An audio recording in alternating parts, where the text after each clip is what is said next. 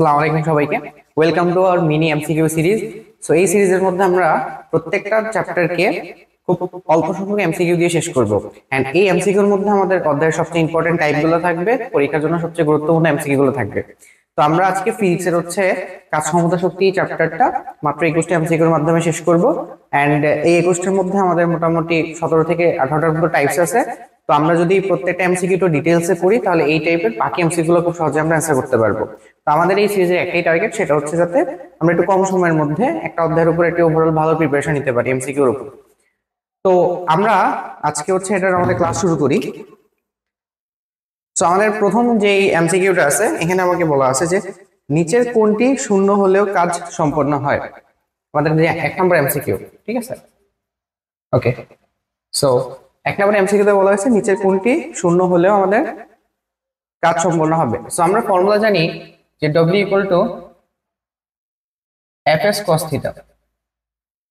এইখানে আমরা যদি ধরি যে বল শূন্য হবে তাহলে আমাদের W কিন্তু শূন্য হয়ে যাবে। আমরা যদি বলি সরণ শূন্য হবে, সরণ মানে S, তার মানে W শূন্য হয়ে যাবে। আবার যদি বলি ত্বরণ শূন্য হবে, ত্বরণ শূন্য মানে কি? বল শূন্য হওয়া। ত্বরণ যদি শূন্য হয় তাহলে বলও শূন্য হয়ে যাবে, কাজও শূন্য হয়ে যাবে। বাট যদি বল ও সরণের মধ্যবর্তী কোণ শূন্য হয়, মানে থিটার মান যদি শূন্য হয়, আমরা জানি cos θ cos 0 ডিগ্রি মান হচ্ছে 1, তার মানে তখন কিন্তু আমাদের W এর মানটা শূন্য হবে না। ঠিক আছে? তাহলে বলছে নিচে কোনটি শূন্য হলে কাজ সম্পন্ন হবে, তাইলে সেটা হচ্ছে আমরা বলতে পারি বল এবং সরণের যে মধ্যবর্তী কোণ থিটা যদি শূন্য হয় তাহলে আমাদের অবভিয়াসলি এখানে কাজ হবে। তাহলে আমাদের এটা অ্যান্সার কত হবে? অ্যান্সার হবে হচ্ছে গ নাম্বার। ওকে, 2 নম্বর এমসিকিউতে বলা হয়েছে একটি কাঠের ব্লকের দৈর্ঘ্য হচ্ছে 0.24 মিটার, প্রস্থ হচ্ছে 0.12 মিটার এবং উচ্চতা হচ্ছে 0.06 মিটার, বড় হচ্ছে 2 কেজি। মানে ওর 3D ডাইমেনশন গুলো দেওয়া আছে। এখানে বলা হয়েছে যে কাঠের ব্লকের দৈর্ঘ্যকে আণবিক অবস্থান থেকে যদি আমরা উলম্ব অবস্থানে নিয়ে আসি তাহলে কৃতকাজের পরিমাণ কত। মানে মোট কথা এরকম একটা কাঠের ব্লক হইতে পারে বা ইট হইতে পারে, যেটাই ধরো এরকম একটা, এটা জাস্ট এইরকম ছিল, সাহিত্য অবস্থায় ছিল। তো এটাকে আমি যদি এরকম দাঁড়া করে ফেলি তাহলে আমাদের কৃতকাজ কত, এটাই জানতে চাইছে। দাঁড়া করে ফেলে কৃতকাজ কতটুকু। তো এইখানে দেখো সুন্দর মতো আমাদের ইটের প্রত্যেকটা ডাইমেনশন দেওয়া আছে। ডাইমেনশন কত কত দেওয়া আছে? 0.24। এই যে প্রস্থ দেওয়া আছে কত? 0.12 মিটার। আর হাইট দেওয়া আছে 0.06 মিটার। ওকে, এখন কথা হচ্ছে এই যে ইটটাকে যখন আমি দাঁড়া করে এলাম তাহলে আসলে হয়েছে কি, আমি এখানে কি ধরনের কাজ করছি দেখো তো। এখানে আমাদের ইটের সেন্টার অফ মাস বা ভরকেন্দ্র ছিল কি এই পয়েন্টে, এখন ওর সেন্টার অফ মাস ভরকেন্দ্র হয়ে গেছে কোন? এই পয়েন্টে। তো আমরা যে ইটটাকে সরণ অবস্থা থেকে উলম্ব অবস্থায় নিয়ে আসলাম, এতে আমাদের কি হয়েছে? একটা ভরকেন্দ্রের সরণ হয়েছে। আর আমরা জানি যেখানে ভরকেন্দ্রের সরণ হয় সেখানে কিন্তু কি হবে? কাজ হবে। তো এইখানে আমরা তাহলে এখানে কোন কাজ হয়েছে? অভিকর্ষের বিপরীতে কাজ করছে না? দেখো তো, আগের হাইট থেকে এই হাইটটা আমাদের কি বেশি। সো অভিকর্ষের বিপরীতে কাজ করছে, তাহলে আমাদের ডব্লিউ ইকুয়াল কত? এম জি এবং এইচ। এখানে এম এর পরিমাণটা কত দেওয়া আছে? আমাদের 2 কেজি দেওয়া আছে। আর জি এর পরিমাণ দেওয়া আছে 9.8, আর এইচ এর পরিমাণ দেওয়া আছে, এইচ এর পরিমাণ আমাকে বের করে ফেলতে হবে। এইচ মানে কি? এইচ মানে হচ্ছে সরণ। কার সরণ? যদি আমি বলি এক্স্যাক্টলি, যদি বলি যে আমরা বলতে পারি বস্তু সরণ, আরো পারফেক্টলি বললে বলা যায় ভরকেন্দ্রের সরণ। বস্তু সরণ মানে কি? ভরকেন্দ্রের সরণ। তাহলে এখানে ভরকেন্দ্রের সরণ কতটুকু হয়েছে? ভরকেন্দ্র থাকে কি একবারে মাঝখানে না? তাহলে হাইটটা, ভূমি থেকে আর হাইটটা কতটুকু ছিল বলতো? এতটুকুর পরিমাণ তাহলে কতটুকু হবে? 0.03 না? যেহেতু অর্ধেক হাইটে ছিল। আর এখন যখন আমরা এটাকে দৈর্ঘ্য বরাবর দাঁড় করাইছি, এই পুরো দৈর্ঘ্যের পরিমাণটা কত? 0.24, তাই তো? তাহলে অর্ধেক কত হয় এটা? এই অর্ধেকের পরিমাণ আসে 0.12 মিটার। তাহলে ভরকেন্দ্রের সরণ কতটুকু হয়েছে বলতো? 0.003 থেকে এতটুকু সরণ হয়েছে না? তাহলে 0.12 মাইনাস 0.03 সরণ হয়েছে কতটুকু? 0.12 থেকে যদি আমরা আগের পোর্শনটা বাদ দিই তাহলে কতটুকু সরণ হয়েছে ভরকেন্দ্রে, ওটা আমরা বের করতে পারবো। তাহলে এখানে কত আসে যদি আমরা এটা ক্যালকুলেশন করি? 2 ইন্টু 9.8 ইন্টু হচ্ছে 0.12, আচ্ছা 0.09 একবার লিখে দিই। সো 1.764 এত জুল কাজ করা হয়েছে এখানে। তো এই টাইপের ম্যাথ মোটামুটি ভালোই তোমার ইম্পর্টেন্ট পরীক্ষার জন্য। আমাদের এরকম টাইপের ম্যাথ কয়েকটা বোর্ডে কয়েকবার আসছে। ওকে, সো এটার তাহলে এটা আমরা বলতে পারি কত নম্বর হবে, এটা আমাদের হচ্ছে খ নম্বর রেজাল্ট। ঠিক আছে, ওকে।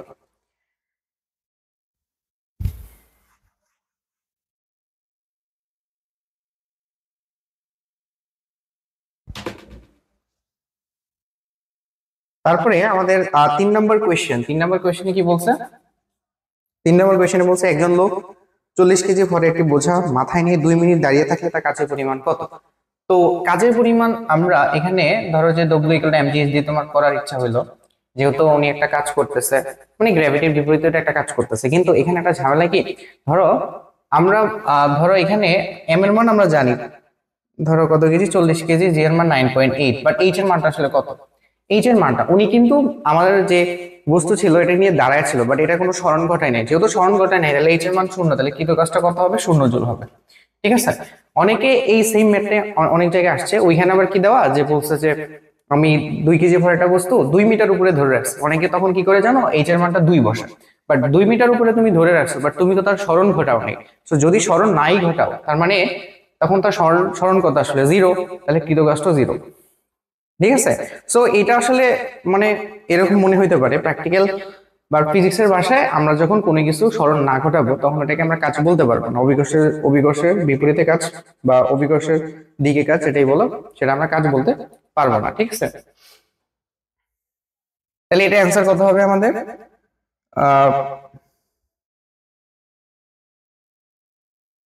ক নাম্বার হচ্ছে এটা অ্যান্সার, এটা অ্যান্সার হচ্ছে ক নাম্বার। ওকে, তারপরে 4 নাম্বার। সো 4 নাম্বার কোশ্চেনে বলা হয়েছে যে 2 কেজি ভরের 1.5 মিটার লম্বা একটি রডকে শায়িত অবস্থা থেকে খাড়া অবস্থায় নিয়ে গেলে কৃতকাজের পরিমাণ কত? সো একটা লম্বা একটা রড ছিল, এই রডটাকে আমি কি করছি, একবারে এভাবে খাড়া করে দিচ্ছি, তাহলে কৃতকাজের পরিমাণ কত? এখানে আমরা সেম বরকেন্দ্রের সরণটা হিসাব করব। ঠিক আছে, সো ডব্লিউ ইকুয়াল টু কত?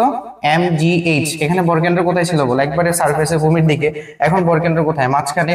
টোটাল হাইট কত? টোটাল হাইট হচ্ছে আমাদের, তাহলে আমরা এখানে মান বসাই, আর 2 কেজি, জি এর মান হচ্ছে 9.8, এইচ এর মান কত হবে বলো? এর টোটাল হাইট হচ্ছে 1.5, 1.5 এর অর্ধেক হবে 1.5/2, তাহলে ভরকেন্দ্রের সরণ হবে আমাদের 1.5/2। ঠিক আছে, এটা হবে হচ্ছে আমাদের ভরকেন্দ্রের সরণ। তাহলে এখান থেকে ক্যালকুলেশন করলে আমাদের মানটা কত আসে? 2 9.8.75 14.7 জুল। ঠিক আছে, সো এই টাইপের জিনিসপত্র আমাদের পরীক্ষার জন্য খুবই ইম্পর্টেন্ট। তাহলে এটা অ্যান্সার হচ্ছে আমাদের কত নাম্বার? 14 খ নাম্বার। ওকে,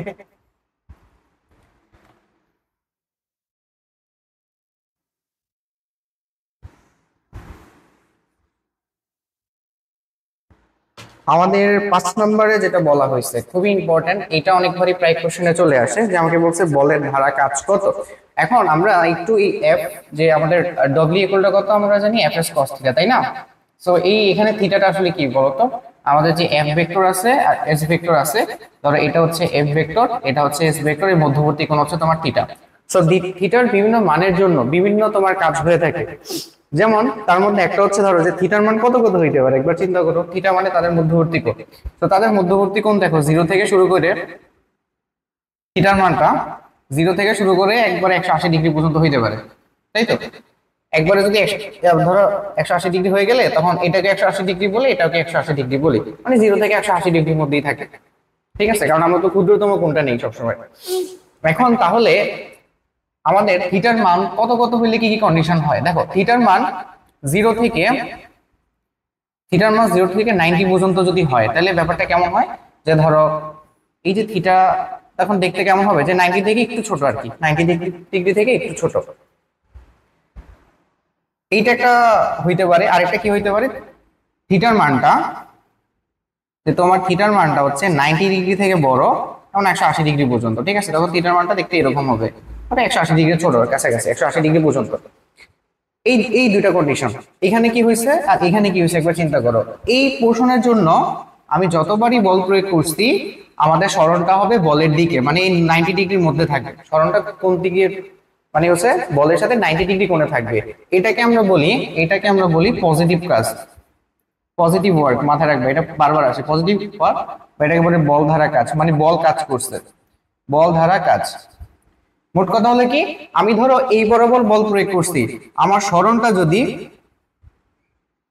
এই রেঞ্জের মধ্যে হয়, সরণটা যদি এই রেঞ্জের মধ্যে হয়, মানে রেঞ্জ হবে কত, 0 ডিগ্রি থেকে শুরু করে 90 ডিগ্রি থেকে ছোট, তাহলে সেটাকে আমরা বলবো পজিটিভ ওয়ার্ক।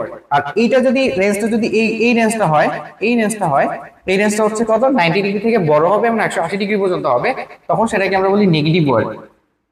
নেগেটিভ ওয়ার্ক বা ঋণাত্মক কাজ, বা এটাকে আমরা বলি বলের উপর কাজ, বলের উপর কাজ। এই দুইটা জিনিস পরীক্ষার জন্য খুবই ইম্পর্টেন্ট, এমসিকিউতে প্রায় সময় চলে আসে। তাহলে আমরা যদি এই কন্ডিশন ফিল আপ করে তাহলে হলো পজিটিভ কাজ, এই কন্ডিশন ফিল আপ করলে হচ্ছে নেগেটিভ কাজ বা বলের উপর কাজ করছে। এখন আরেক, থিটার মান যদি 90 ডিগ্রি হয়, খুবই ইম্পর্টেন্ট, থিটার মান 90 ডিগ্রি হলে তখন কি হবে, থিটার মান 90 ডিগ্রি হলে তোমার কাজ শূন্য হয়ে যায়। দেখো, কারণ cos 90 মান হচ্ছে 0, তখন আমাদের ডব্লিউ কত হয়, শূন্য হয়। সো থিটার মান 90 হলে কাজ হয় শূন্য। থিটার মান যদি 90 ডিগ্রি থেকে বড় 180 ডিগ্রি পর্যন্ত হয়, সেটাকে বলে নেগেটিভ ওয়ার্ক, বা সেটাকে বলে বলের উপর কাজ। থিটার মান যদি 0 ডিগ্রি থেকে শুরু করে 90 ডিগ্রি পর্যন্ত হয়, বা 90 ডিগ্রি থেকে ছোট হয়, তখন সেটাকে আমরা বলি পজিটিভ কাজ বা বল ধারা কাজ।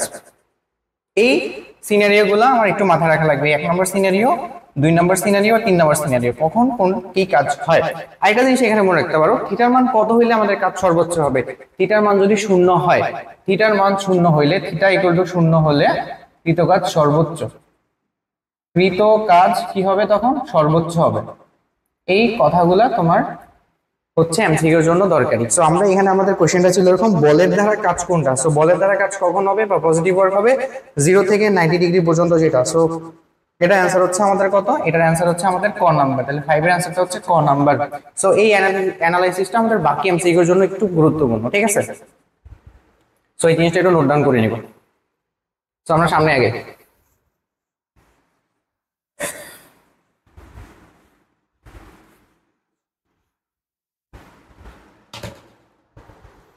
তারপরে এখানে 6 নম্বর কোশ্চেনে বলছে যে, 6 নম্বর কোশ্চেনে বলা হয়েছে যে এফ দেওয়া আছে এবং এস দেওয়া আছে, কৃতকাজ কত। আমরা এটা অলরেডি জানি যে W equal to F S cos theta, যেটাকে তুমি ভেক্টর সাইনের মাধ্যমে লিখতে পারো, F vector dot S vector. Dot গুণন করার নিয়ম আমরা অলরেডি জানি, ভেক্টরে করে আসছি। ডট গুণন কিভাবে করে, যে আমাদের একটা ভেক্টরের আইকিউবের সাথে আরেকটা আইকিউবের সবগুলা গুণ করবো, যা সবগুলা। তাহলে প্রথমে এফ এর সহগ হচ্ছে 1, আর এটা সহগ হচ্ছে 2, 1 ইনটু 2 তে কত হয়, 2 হয়। তারপরে এখানে কত, এখানে হচ্ছে জে কেবের সাথে আছে 1, আর এখানে জে কেবের সাথে আছে -3, তাহলে 1 - 3 মানে -3। তারপরে এখানে কত আছে, কে কেবের সাথে -2, কে কেবের সাথে -1, -2 -1 গুণ করলে কত, +2। আলটিমেটলি দেখো এখানে কত, 4 - 3 মানে 1 জুল কৃতকাজ হচ্ছে। তাহলে কত জুল, এখানে 1 কৃতকাজ হচ্ছে, 1 জুল। তাহলে এর অ্যান্সার হচ্ছে কত নাম্বার, খ নাম্বার অ্যান্সার। তারপরে আছে 7 নাম্বার। 7 নম্বরে কি বলছে, কাজের মান সর্বাধিক কখন হবে, এগুলো অলরেডি আলোচনা করা হয়ে গেছে। দেখো 1 নম্বর সাইনে দেওয়া আছে দুটো ভেক্টর, এইটা 2 নম্বর সাইন দেওয়া আছে, এইটা 3 নম্বর সাইন দেওয়া আছে,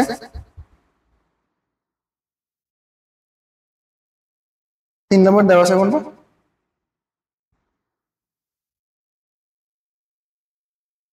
এখন এখানে আমার কোয়েশ্চেন করছে কি, কাজের মান সর্বাধিক হবে কখন। আমরা জানি কাজের মান কখন সর্বাধিক হয়, যখন তোমার থিটার মানটা কত ডিগ্রি হয়, থিটার মানটা কত ডিগ্রি হয়, থিটার মানটা যখন তোমার 0 ডিগ্রি হয়। 0 ডিগ্রি হলে তোমার ডব্লিউ মানটা কত হয়, এফ এস পাওয়া যায়, কারণ cos 0 মান হচ্ছে 1। আর এটার জন্য কিন্তু থিটার মান সর্বোচ্চ পাওয়া যাবে না, এটার জন্য থিটার মানটা কমে যাবে, তাই না। আর এটার জন্য কি হবে বলো, এটার জন্য থিটার মানটা কমে যাচ্ছে না, যেহেতু এটা 0 থেকে ছোট, এটার জন্য কম হবে। আরেকটা জিনিস দেখো এখানে, এফ আর এস এর মধ্যবর্তী কোণ আরেকটা জিনিস আছে, এটা হলো 180 ডিগ্রি। সো দেখো আমরা W equal to F S cos theta যদি বসাই, যেখানে ধরো থিটা হচ্ছে 180 ডিগ্রি, তাহলে মানবো -fs। মান কিন্তু বেশি পাওয়া যাচ্ছে, কিন্তু কাজটা নেগেটিভ হবে।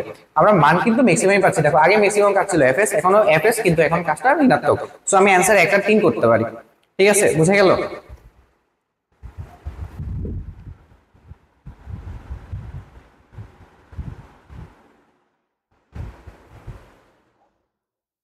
ওকে, অ্যান্সার হচ্ছে আমাদের কত, 1 আর 3।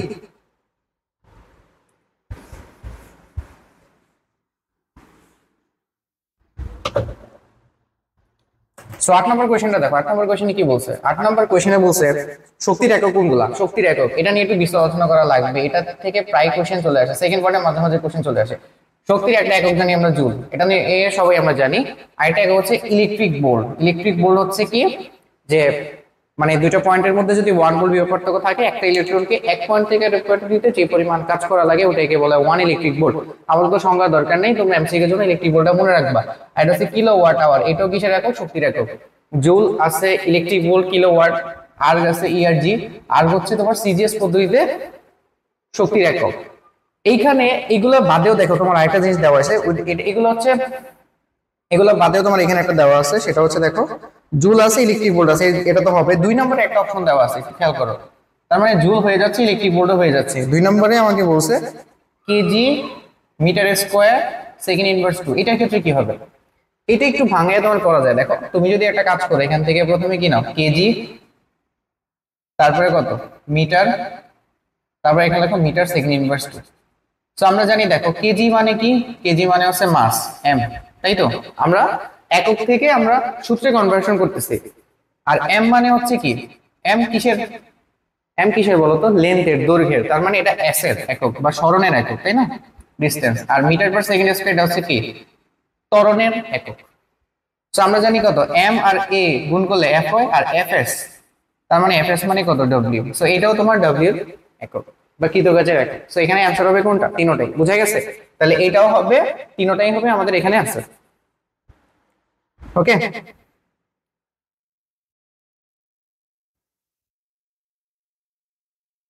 তারপরে দেখো 9 নম্বর আমাদের, 9 নম্বরে বলা হয়েছে কেন্দ্রমুখী বলধারা কৃত কাজ কত। খুবই খুবই ইম্পর্টেন্ট, কেন্দ্রমুখী বলধারা কৃত কাজ, কেন্দ্রমুখী বলধারা কৃত কাজ। এই কেন্দ্রমুখী বল থেকে এইটা কিন্তু তোমার বিশেষ করে ক্ষয়ের জন্য খুবই ইম্পর্টেন্ট, ক্ষয়ের জন্য প্রিপারেশনটা নিয়ে নেবে। এখানে দেখো কেন্দ্রমুখী বল, সো আমরা ধরো একটা সার্কুলার মোশন আঁকলাম, ধরো একটা বৃত্তাকার পথে কোনো একটা বস্তু ঘুরতেছে, সমদ্রুতিতে ঘুরতেছে। সো এইটার হচ্ছে সেন্টারের দিকে যে বলটা কাজ করে সেটাকে আমরা বলি কেন্দ্রমুখী বল। ঠিক আছে? তার মানে কোনো একটা বস্তুকে ধরো তুমি সমদ্রুতিতে ঘুরাইতেছো বৃত্তাকার পথে, তাহলে ওইটা সেন্টারের দিকে যে বলটা কাজ করতেছে, মানে যার কারণে মেনলি সে ডাইরেকশনটা চেঞ্জ করতেছে আর কি, সেই জিনিসটাই হচ্ছে আমাদের কি, কেন্দ্রমুখী বল। কেন্দ্রমুখী বল কোন দিকে কাজ করে, একবারে বৃত্তের সেন্টার, কেন্দ্রের দিকে কাজ করে। এই জন্য এটাকে বলে কেন্দ্রমুখী বল বা সেন্ট্রিপেটাল ফোর্স। এই কেন্দ্রমুখী বল, এখন এটা হচ্ছে তার এফ এর ডাইরেকশন বা বলের ডাইরেকশন, তাই না? এখন তার সরণের ডাইরেকশন কোন দিকে? আমরা জানি একটা বৃত্তের পরিধির উপর কোন একটা পয়েন্টের সরণ কাজ, মানে এখানে তার সরণটা কাজ করে কোন বরাবর, তার স্পর্শক বরাবর, স্পর্শক যেদিকে কাজ করে। তাহলে এই মধ্যবর্তী অ্যাঙ্গেলটা কত ডিগ্রি? এটা হলো এফ ভেক্টর, এটা হলো এস ভেক্টর। মধ্যবর্তী অ্যাঙ্গেলটা 90 ডিগ্রি না? আর আমরা জানি থিটার মান যদি 90 ডিগ্রি হয়, মানে এফ আর এস এর মধ্যবর্তী কোণ, তাহলে কৃত কাজ কত হবে? এফ এস কস 90 মানে 0 হবে। তাহলে আমরা বলি কেন্দ্রমুখী বল দ্বারা কৃত কাজ কত? 0। এটা সবসময় মাথায় রাখবে, কেন্দ্রমুখী বল দ্বারা কৃত কাজ কত? কেন্দ্রমুখী বল দ্বারা কৃত কাজ হচ্ছে, কেন্দ্রমুখী বল দ্বারা কৃত কাজ হচ্ছে 0। ওকে, এটা গেল। তারপরে আমাদের আছে 10 নম্বর কোশ্চেন। 10 নম্বরে আছে যে একটি স্প্রিং 500 নিউটন বল প্রয়োগ করা স্প্রিংটি 10 সেন্টিমিটার প্রসারিত হয়। স্প্রিংটিকে 20 কেজি ভরের একটি বোঝা খাড়া নিচের দিকে ঝুলিয়ে দেওয়া হলে স্প্রিংটির স্থিতিশক্তি কত হবে? মানে কি পরিমাণ শক্তি তার মধ্যে জমা হবে। ঠিক আছে? ওকে, সো আমরা এইভাবে একটু চিন্তা করি যে স্প্রিংটিকে যদি আমরা স্থিতিশক্তি কত, স্প্রিংটিতে 20 কেজি ভরের একটি বোঝা খাড়া নিচের দিকে ঝুলিয়ে দেওয়া হলে স্প্রিংটির স্থিতিশক্তি কত? তাহলে স্প্রিং এর যে স্থিতিশক্তি সেটা কিভাবে বের করে? ধরো আমি এখানে একটা যে 20 কেজি ভরের একটা বস্তু যে ঝুলিয়ে দিলাম, আসলে কি তার মধ্যে একটা কোন একটা বস্তুর মধ্যে ধরো আমি স্প্রিং এর মধ্যে এখানে 20 কেজি ভরের একটা বস্তুকে ঝুলিয়ে দিছি, তাহলে এখানে কি তার ওয়েটটা কি নিচের দিকে কাজ করতেছে। তাহলে কি পরিমাণ আমি তার হচ্ছে এখানে স্থিতিশক্তি দিলাম। এখন এখানে দেখো আমরা স্প্রিং এ 20 কেজি ভরের একটা বস্তুকে ঝুলিয়ে দেওয়া হলো, তাহলে স্প্রিং এর ক্ষেত্রে কৃত কাজ কত? স্প্রিং এর কি দরকার হচ্ছে হাফ kx স্কয়ার। ওকে, আর এখানে আমরা 20 কেজি ভরের একটা বস্তুকে ঝুলাই দিলাম, ঠিক আছে? তাহলে 20 কেজি ভরের বস্তুর কারণে আমি কতটুকু বল দিছি? ওকে,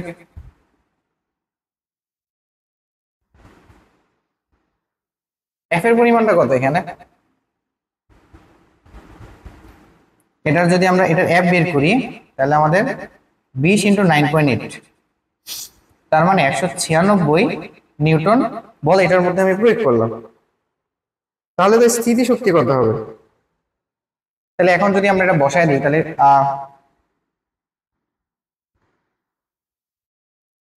ওকে, এখন এখানে একটা জিনিস দেখো যে কে এর মান দেওয়া আছে এখানে সুন্দর মতো। কিভাবে কে এর মান দেওয়া আছে?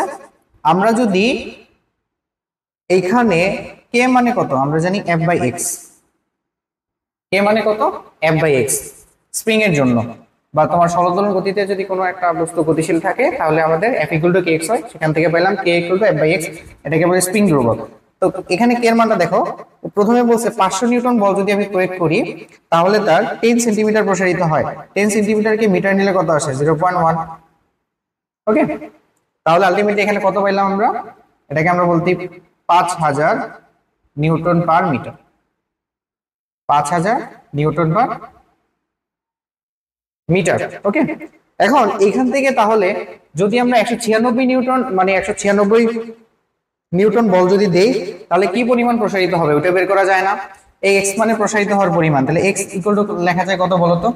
এক্স ইকুয়াল টু লেখা যায় এফ বাই কে। এফ এর পরিমাণ কত? 196 দিছি, আর তাহলে তার আমাদের কে এর মানটা কত?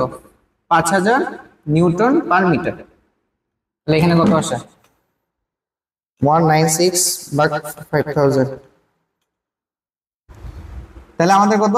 0.0392 এত মিটার সংকুচিত হয়েছে। তাহলে স্প্রিংটা কতটুকু সংকুচিত হয়েছে? 0.0392 পরিমাণ সংকুচিত হয়েছে। এখন এই যে আমরা বললাম স্প্রিং এর দ্বারা কৃত কাজ বা সঞ্চিত শক্তি কিভাবে বের করে? Half K X square. তাহলে এখানে বসা দাও, ইকুয়াল টু হচ্ছে হাফ কে এর মান হচ্ছে 5000 আর এক্স স্কয়ার হবে কত? 0.0392 হোল স্কয়ার। ওকে, তাহলে কত আসে আমাদের? 0.5 ইন্টু 5000 ইন্টু 0.0392 স্কয়ার,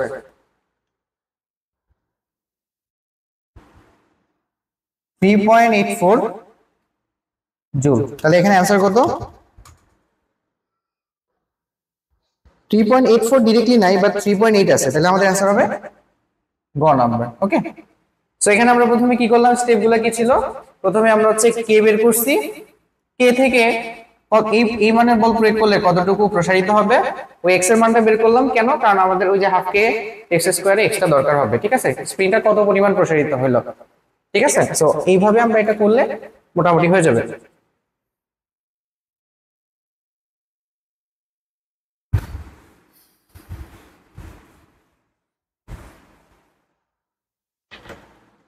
তারপরে আমাদের আছে 11 নম্বর। 11 নম্বরে বলা হয়েছে যে 10 গ্রাম একটি ভরে একটি ব্লক ঢালু থেকে বি থেকে এ বিন্দুতে গড়িয়ে পড়তেছে, তাহলে এবি 5 মিটার, কাজের পরিমাণ কত? সো আমাদের ইয়াটা দেখতে এরকম,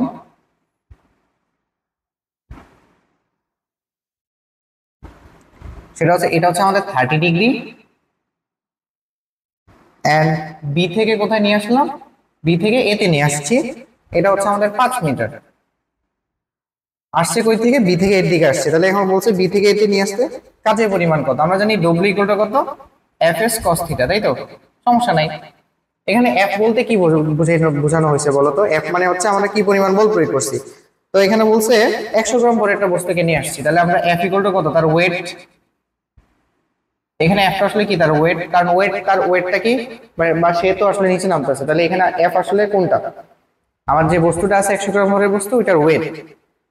এখন তাহলে এম এর মানটা কত আমাদের? এম এর মানটা হচ্ছে 100 গ্রাম মানে 0.1, 9.8। এস এর মান হচ্ছে কত? এস এর মান হচ্ছে 5, আর cos থিটা। এখন কোশ্চেন হচ্ছে থিটার মান কত। অনেকে তোমরা 30 ডিগ্রি বসায় দিবা, এটা থিটার মান না। কেন থিটার মান না? একটা কথা চিন্তা করো যে আমাদের সরণ হইতেছে এই বরাবর, আর জি কাজ করতেছে কোন বরাবর বলো তো? এই বরাবর। তার মানে এম জি কাজ করতেছে কোন বরাবর? জি মানে হচ্ছে তোমার ওয়েট কাজ করতেছে এই বরাবর। তাহলে মধ্যবর্তী কোণ কোনটা? দুইটা ভেক্টরের মধ্যবর্তী কোণ কি এইটা নাকি এইটা? অবভিয়াসলি এইটা। ভেক্টর ভেক্টর তো এইটা হলো তোমার কি সরণ হচ্ছে এই বরাবর, আর বল প্রয়োগ করতেছে এই বরাবর, তাহলে মধ্যবর্তী কোণ হচ্ছে এটা। এই কোণটা কত ডিগ্রি? 60 ডিগ্রি। কিভাবে বোঝা যায়? কারণ এটা যদি 90 ডিগ্রি হয়, যেহেতু এটা লম্ব 90 ডিগ্রি, বাকি দুইটা মিলে 90 ডিগ্রি হবে, তো এটা 30 হলে এটা 60 হবে। তাহলে আমাদের থিটার মানটা কত এখানে? 60 ডিগ্রি। সো এইখানে অনেকে ভুল করে এই এমসিকিউর ক্ষেত্রে যে অ্যাঙ্গেলটা চিনতে ভুল করে। সো এই ক্ষেত্রে আমরা কি করব? আমরা হচ্ছে বলের ডাইরেকশন দিব, সরণের ডাইরেকশন দিব, তাহলে আমরা অ্যাঙ্গেলটাও এখান থেকে ইজিলি পেয়ে যাব। পয়েন্ট 1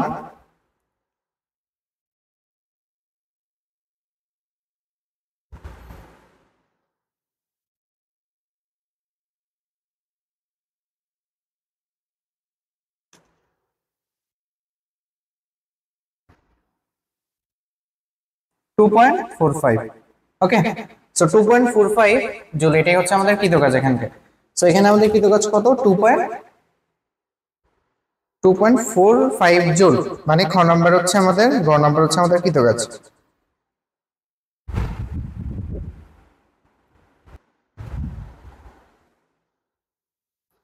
ওকে, সো এখন হচ্ছে আমাদের 12 নাম্বার। সো 12 নম্বরে বলা হয়েছে দেখো যে 200 গ্রাম ভরের একটি বস্তু 10 মিটার উপর থেকে পড়লে ভূমিতে স্পর্শ করার পূর্ব মুহূর্তে গতিশক্তি করে। এটা ক্লাস 19 এর ম্যাথ।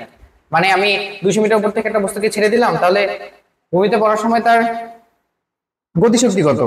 তো প্রথমে আমরা ভি স্কয়ারটা বের করে ফেলতে পারি। এখানে আমরা কি জানি একটা ফর্মুলা, যে v square equal to u square plus 2gh, মনে আছে? ইউ স্কয়ার মান কত? যেহেতু দুই আদিবেগ কত ছেড়ে দিছি, তার মানে আদিবেগ 0, 2, জি এর মান 9.8, আর এইচ কত মিটার উপর থেকে ছাড়ছি? কত মিটার উপর থেকে ছাড়া হয়েছে এটাকে? 10 মিটার। 10 মিটার উপর থেকে ছাড়ছি, তাহলে এখানে কত আসে আমাদের? 196। এত এসব গুলোতে এই আসে। এখন আমার কে বের করতে হবে। কে ইকুয়াল টু কত? Half m v square. শেষ। এম এর মান বসা দিলে হয়ে যাবে, হয়ে গেল। হাফ এম এর মান হচ্ছে কত? এম এর মান হলো দেওয়া আছে এখানে কত? এম এর মান দেওয়া ছিল আমাদের 200 গ্রাম, তার মানে 0.2 কেজি আর 196। তাহলে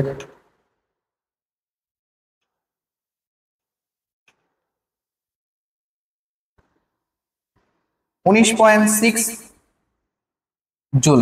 ঠিক আছে, 19.6 জুল। তাহলে এটাই হচ্ছে আমাদের অ্যান্সার। বিয়োগ শক্তি,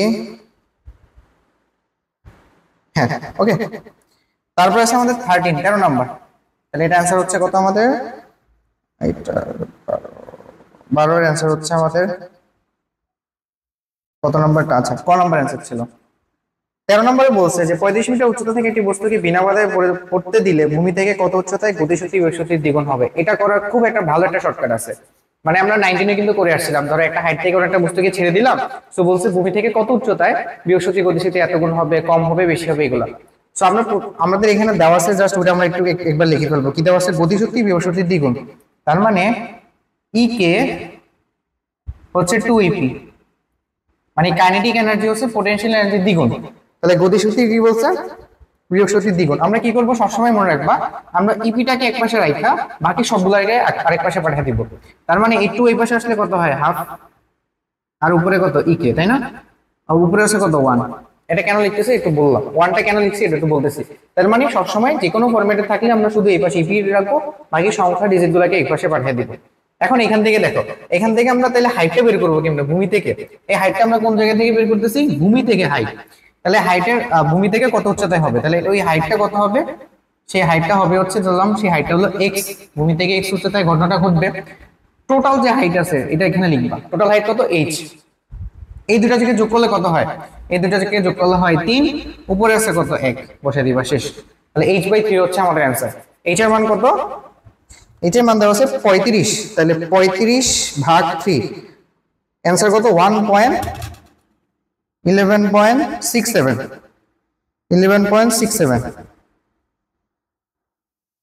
6-7 মিটার। তাহলে অ্যান্সার কত নাম্বার? ক নাম্বার। বুঝা গেছে? নিয়মটা কি?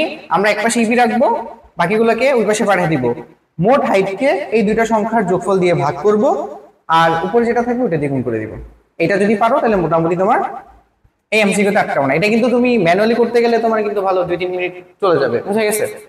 ওকে,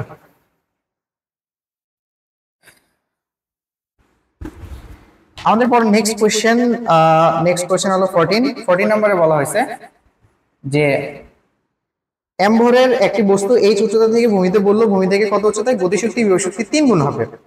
ওকে, সো গতিশক্তি ই কে বিভব শক্তির কত গুণ হবে? বিভব শক্তি 3 গুণ হবে, তাহলে 3 ep।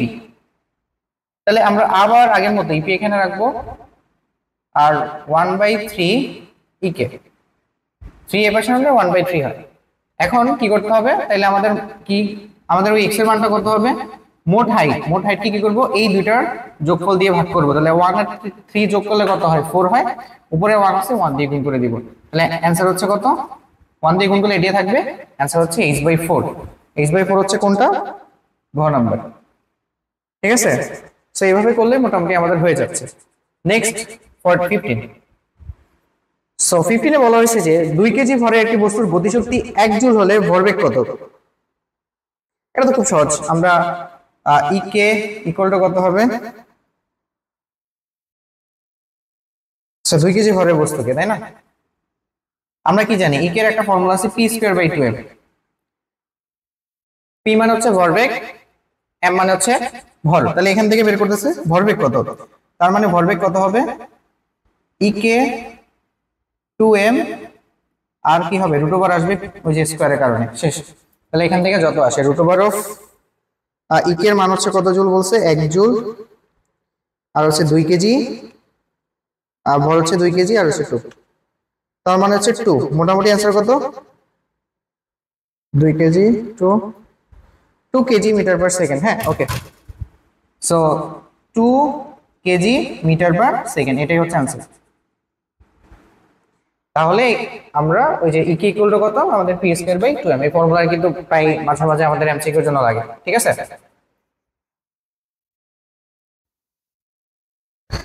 Next 16 number. 16 নম্বরে বলা হয়েছে একটি বস্তুর বেগ দ্বিগুণ করলে গতিশক্তি কত গুণ হবে? খুব সিম্পল একটা জিনিস, এগুলো 9-10 এর math mainly. E K equal to half mv square, শেষ, তাই তো? সো আমাকে বলছে গতিশক্তিকে যদি দ্বিগুণ বেগ দ্বিগুণ করলে গতিশক্তি কত গুণ হবে? বেগ দ্বিগুণ করলে কি হয় দেখো তো? বেগ যদি আমরা দ্বিগুণ করি তার মানে 2v করতে হবে, তাই তো? স্কয়ার মানে এখান থেকে এটা হলো ধরো ইকে 2, এটা হচ্ছে ইকে 1, তাহলে কি হবে আলটিমেটলি? হাফ m, এখানে 4 আসবে, 4v স্কয়ার। দেখো তো এটাকে লেখা যায় 4 হাফ এম ভি স্কয়ার, তাই না? আগে ছিল শুধু হাফ এম ভি স্কয়ার, এখন হচ্ছে 4 হাফ এম ভি স্কয়ার। কত গুণ বাড়ছে? 4 গুণ। সো ভেলোসিটি যদি তুমি দ্বিগুণ করো তাহলে 4 গুণ, 3 গুণ করলে কত গুণ হবে? গতিশক্তি 9 গুণ হবে। যদি 4 গুণ করো 16, যদি 5 গুণ করো 25। এভাবে স্কয়ার অনুযায়ী হচ্ছে আমরা ভেলোসিটির সাথে কাইনেটিক এনার্জিটা বাড়তে থাকবে। ঠিক আছে? তারপর আছে আমাদের 17 নম্বরের কোশ্চেন। 17 নম্বরের কোশ্চেনে বলা হয়েছে, তাহলে অ্যানসার কত? এটা 4 গুণ, 4 গুণ মানে ঘ নম্বর। ওকে, 17 নম্বরে বলা হয়েছে একটি ক্রেন 100 কেজি ভরের একটি বস্তুকে এত ধ্রুব বেগে উপরে ওঠে, তাহলে ক্রেনটির ক্ষমতা কত? একটা ফর্মুলা আছে, খুবই কাজের একটা formula, P equal to F v. মাথায় রাখবা এটা। একটু ডেরিভেটিভ মানে এটা কিন্তু F vector dot v vector লেখা যায়, এখানে আমরা যাচ্ছি না আপাতত। মানে এফ ভি কস থিটা দিয়েও তুমি লিখতে পারো। সো এফ বি এখানে তাহলে আমরা কি পরিমাণ বল, এফ মানে কত? এমজি, তাই না? যেহেতু 100 কেজি ভরের একটা বস্তুকে উপরে তুলছি, তাহলে মানে কি সেটা এমজি বল, তার ওয়েটটাই আসলে এখানে কার্যকর বল। তাহলে এখানে এম হচ্ছে কত? 100, জি হচ্ছে 9.8, আর ভেলোসিটি হচ্ছে কত? 0.1। এখান থেকে আমরা তার হচ্ছে ক্ষমতাটা পেয়ে যাব। 100 9.8 ইনটু হচ্ছে 0.1, 98। তাহলে আমাদের এটা ওয়াট কত? 98 ওয়াট। ঠিক আছে, 98 ওয়াট। ঠিক আছে, ওকে।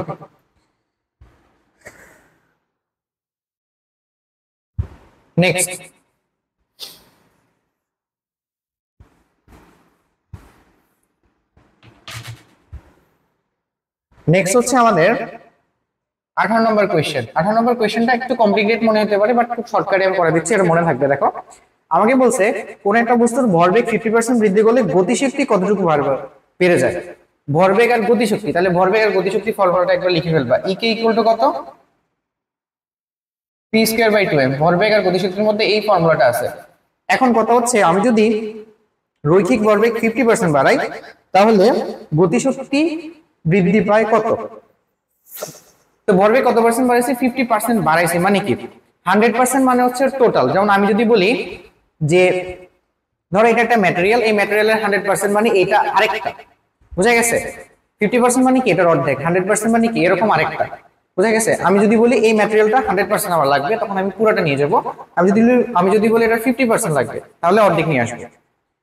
তো এখানে বলছে 50% বাড়াইছি, তার মানে আগে যদি পি থাকে, চিন্তা করো আগে যদি পি থাকে এখন হবে কত, আরো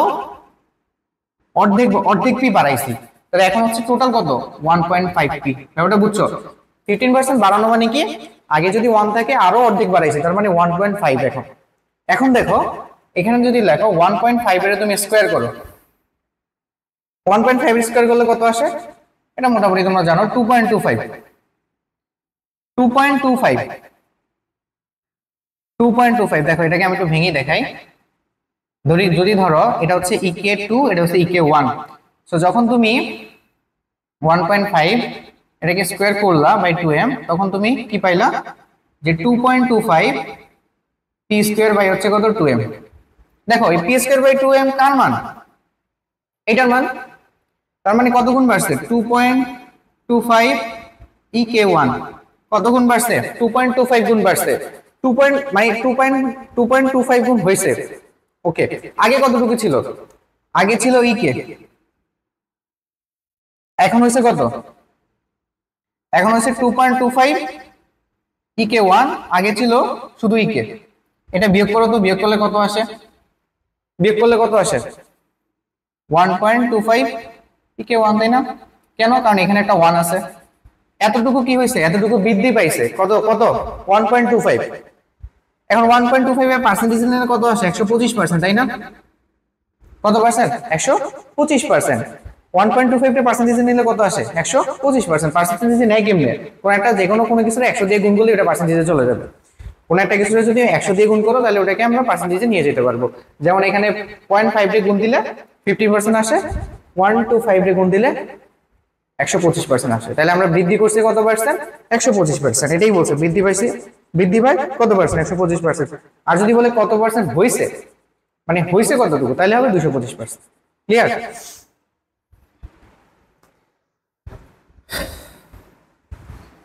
পরে এরকম সিমিলার একটা কোশ্চেন আছে, ওইটা আমরা হচ্ছে মুখে মুখে শেষ করব। এটার মধ্যে সেম জিনিস, ওটা আমরা এখানে বোর্ডে করব না। দেখো ওইখানে আমাকে বলছে কোন একটা বস্তুর গতিশক্তি 300% বৃদ্ধি করা হলো, তাহলে ভরবেগ বৃদ্ধি কত পার্সেন্ট। গতিশক্তি কত পার্সেন্ট বৃদ্ধি করছে, 300%। 300% বৃদ্ধি করা মানে 3 গুণ বাড়ানো, তাহলে আগে 1 গুণ ছিল এখন 3 গুণ বাড়াইছে, তাহলে এখন টোটাল হয়েছে কত 4 ek। এবারটা বুঝছো, তাহলে কত হয়েছে 4 ek। এখন চিন্তা করো আমি গতিশক্তি কখন আমার 4 গুণ বাড়ে, যদি আমি ভরবেগ দ্বিগুণ করি। কারণ ফর্মুলাটা কি ছিল তো দেখাই দেই, ইকে ইকুয়াল টু কত পি স্কয়ার বাই 2m। ভরবেগ যদি তুমি দ্বিগুণ বাড়াও তাহলে বাইরে কি পাবা 4 পাবা, তার মানে গতিশক্তি তোমার কত গুণ হবে 4 গুণ হবে। ভরবেগ দ্বিগুণ করা মানে এটাকে 200% করা, কত পার্সেন্ট করা, দ্বিগুণ করা মানে কত, দ্বিগুণের পার্সেন্টেজ নিলে কত আসে 200%, দ্বিগুণের পার্সেন্টেজ নিলে কত আসে 200। দ্বিগুণ হওয়া, বাট আগে তো 1 ছিল, আগে কত পার্সেন্ট ছিল, ও তো আগে ছিল 100% ছিল, এখন হয়েছে 200%। বৃদ্ধি কত পার্সেন্ট তাইলে বলো 100%। তার মানে আমি যদি 100% বাড়ায় দিই তাহলে গতিশক্তি বেড়ে যাবে হচ্ছে কত পার্সেন্ট, 100% বাড়ানো মানে হচ্ছে ডাবল হয়ে যাওয়া। ডাবল হয়ে গেলে গতিশক্তি হয়ে যাবে 4 গুণ, আর গতিশক্তি আগে 1 ছিল, তার মানে বাড়ছে কত গুণ 3 গুণ বাড়ছে, মানে আগের থেকে কত 3 গুণ বৃদ্ধি পাইছে। তাহলে আমরা বলতে পারি 300% বেড়ে গেছে। তাহলে এটা কত পার্সেন্ট হবে অ্যান্সার, 100%। কোনটা হবে অ্যান্সার, ক নাম্বার, বুঝা গেছে? সো এই জিনিসগুলো একটু যদি প্র্যাকটিস করো একবার তাহলে মোটামুটি হয়ে যাবে।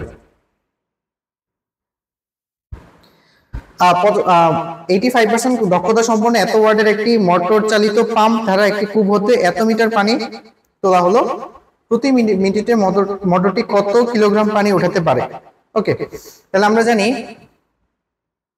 পি ইকুয়াল টু হচ্ছে কত M G H by T. এইটা হচ্ছে আউটপুটের রেশিও। আউটপুট মানে কি, এখানে যা হবে তা আমরা দেখতে পাবো, এটা হচ্ছে আউটপুট। এখন কত হচ্ছে, এই যে আমাদের দেওয়া আছে 2.5 কিলোওয়াট, এইটা কি ইনপুট নাকি আউটপুট? এটাতে ইনপুট দেওয়া আছে, তাহলে আউটপুট কতটুকু পাবো, যেহেতু 80% ক্ষমতা, ক্ষমতা 80% ক্ষমতা, তাই না? সো আউটপুটটা আমরা কি অবভিয়াসলি একটু কম পাবো। তাহলে আমাদের পি আউটপুট কত হবে, পি আউটপুট হবে এটা ইনটু হচ্ছে পি ইনপুট। এটা হলো 85%, তাহলে 85% দিয়ে তুমি গুণ করো, এটার মানে 85% মানে কত 0.85 আর হচ্ছে কত 2.5 না 2.5 কিলোওয়াট। তাহলে আমরা আলটিমেটলি দেখো আউটপুটটা কত পাওয়া যাচ্ছে, আউটপুট পাওয়া যাচ্ছে 2.5.85। সো আলটিমেটলি আমরা এখান থেকে যেটা পাইলাম যে রেজাল্টটাকে 100 দিয়ে গুণ করে, সরি 1000 দিয়ে গুণ করে আমরা কিলোওয়াট থেকে ওয়াটে কনভার্ট করে নিয়ে আসছি। ওকে, এত ওয়াট পাইছি আউটপুট, তাহলে এটা আমাদের অলওয়েজ কি আউটপুট। এখান থেকে বের করতে হবে ভর। সো ভরটাকে এই পাশে রেখে দাও, বাকিগুলোকে এই পাশে পাঠিয়ে দাও। P output into t by হচ্ছে জি এইচ। এখন মানগুলো আমরা যদি একটু বসাই দিই, পি আউটপুটের মানটা কত, ওইটা মানে 21.25, টি এর মান হচ্ছে কত মিনিটে বলছে,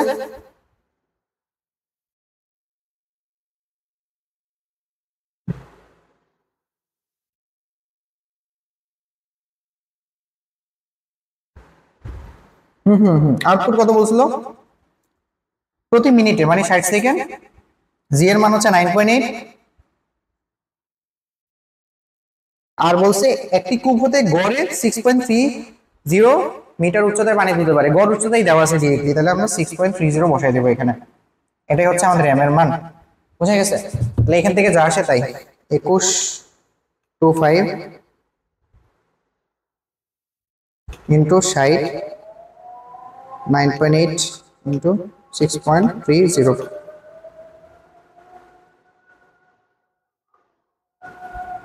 তাহলে এম এর মান হচ্ছে কত 2065.11, 2065 মানে 4 নম্বর অ্যান্সার। বুঝা গেছে? এটা মোটামুটি কিন্তু একটু ভালোই বড় আছে, মানে এটা তো আমি বলতে পারি সৃজনশীলের কয়ের মেথড এটা। ওকে, আমাদের লাস্ট আরেকটা এমসিকিউ বাকি আছে, ওটা করলে আমাদের আজকের কাজ ক্ষমতা শক্তি শেষ হয়ে যাবে। সো 21, এখানে বলা হয়েছে যে ফোন স্প্রিং কে 2 সেন্টিমিটার প্রসারিত করলে সঞ্চিত শক্তি ইউ হয়, এটিকে 10 সেন্টিমিটার প্রসারিত করলে কি হবে? সব কিছুর জন্য তোমাকে ফর্মুলাতে যাইতে হবে। স্প্রিং দ্বারা সঞ্চিত শক্তি equal to half K X square, মনে রাখবা। এটা আমরা অলরেডি এরকম একটা ম্যাথ করে আসছি। কে হচ্ছে স্প্রিং ধ্রুবক, এক্স মানে কি পরিমাণ প্রসারিত করা হলো বা কি পরিমাণ সংকুচিত করা হলো। আগে সংকুচিত করা হয়েছে 2 সেন্টিমিটার, এখন সংকুচিত করা হয়েছে 10 সেন্টিমিটার। কত গুণ বেশি? 5 টাইমস বেশি, মানে 5 গুণ বেশি সংকোচন করা, মানে সরি 5 গুণ বেশি প্রসারিত করা হয়েছে। 5 গুণ বেশি প্রসারিত করা মানে কি দেখো তো, তাহলে আমরা এখানে কি বলবো 5x, 5x। আগে x পরিমাণ প্রসারিত করছি, এখন 5x পরিমাণ প্রসারিত করলাম, তাহলে দেখো সামনে কত আসে 25 হাফ কে এক্স স্কয়ার, তাই না? এই 5 এর স্কয়ার করলে 25 টাইমে চলে আসবে। ওনারা কি বলছে দেখছো, ওনারা বলছে 2 সেন্টিমিটার প্রসারিত করলে বিভব শক্তি হচ্ছে ইউ, তার মানে এটার মান হচ্ছে ইউ, হাফ কে এক্স স্কয়ারের মান। তার মানে আমি লিখতে পারি 25 ইউ। তাহলে এটা E1, এটা হচ্ছে E2। ফাইনাল রেজাল্টটা কত পাইছি আমরা 25 ইউ। বুঝা গেছে? এটা ছিল আমাদের টোটাল, তাহলে অ্যানসার কত এটা? সো এটা ছিল আমাদের টোটাল কাজ ক্ষমতা শক্তি থেকে ইম্পর্টেন্ট এমসিকিউ গুলো। আমরা ট্রাই করতেছি যে যাতে কম সংখ্যক এমসিকিউতে বেশি সংখ্যক কনসেপ্ট তোমার কভার হয়, যাতে একটা কম সময়ে ভালো ইমপ্যাক্ট বা কম্প্যাক্ট একটা প্রিপারেশন নিতে পারো। সো আজকে আমাদের এতটুকুই শেষ। নেক্সট হচ্ছে আমরা আরেকটা অধ্যায়ে সেম ভাবে এমসিকিউ গুলো শেষ করবো।